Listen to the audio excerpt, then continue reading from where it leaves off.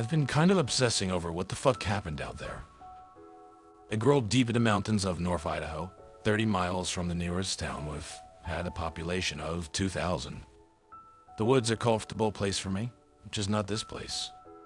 I'll try to keep it as brief as possible without leaving out any key details.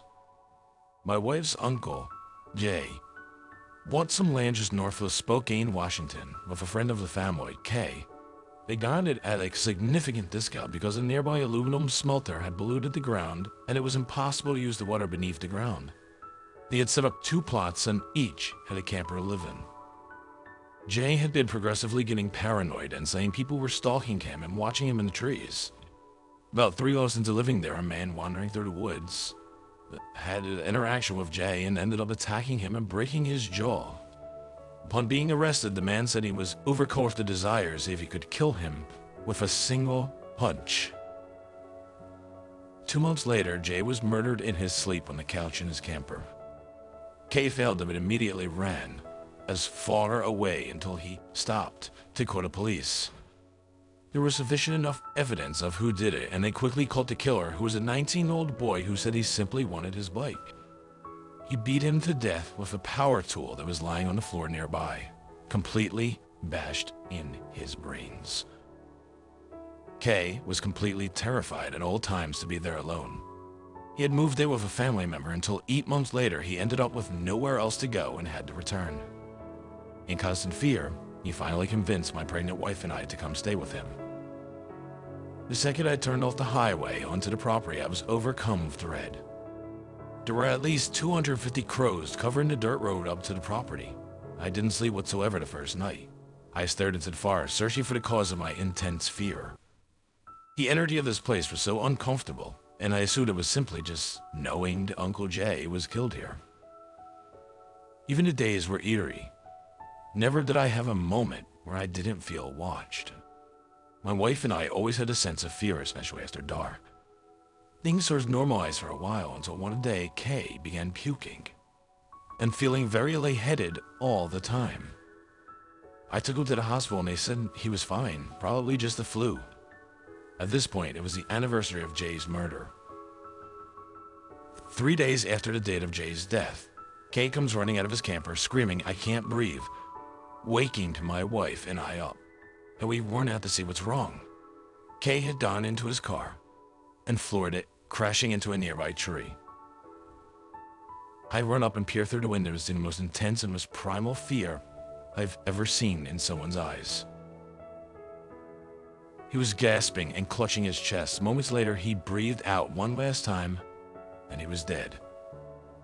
I performed CPR for 30 minutes until EMs arrived and pronounced him dead.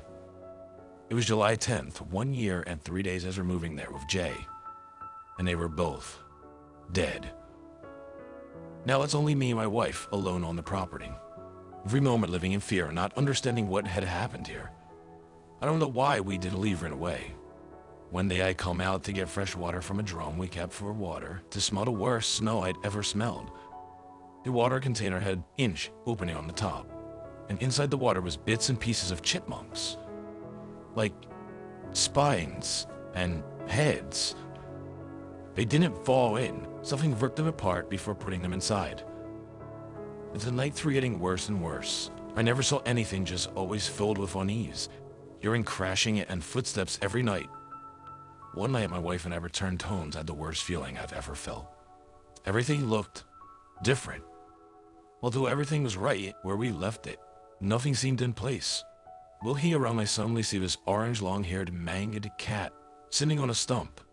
This cat's eyes were so intense, fiery almost, glowing, but not quite.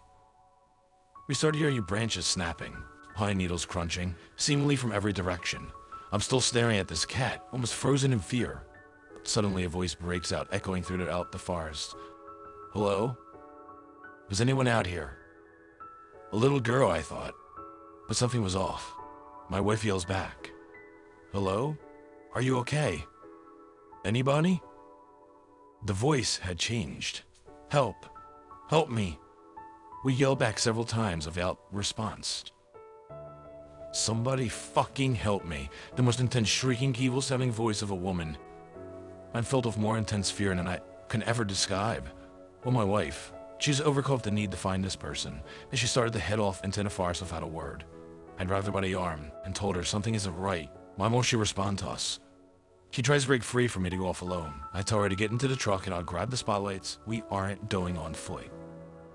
Roll the windows down and shine my intensely bright LED lights throughout the forest. We slowly cruise down the road yelling back. As we get further down the road, the voice strikes out, "Please, won't anyone fucking help?" Sounds are difficult to pin down in the woods, but this one was very close. I hit the brakes and stopped immediately. We shined the lights and yelled back, searching. No sign of anyone when suddenly the voice explodes into the cabin of the vehicle as if they were standing right outside my window. Help me. Somebody fucking help. Leaving my ears hurting and ringing. I hit the gas and didn't look back. Called the police when I hit the highway, and afterwards they said there was no one around. I picked up our stuff the next day and my wife gave birth the following day. We never stayed there again after baby was born. What the hell could do these things?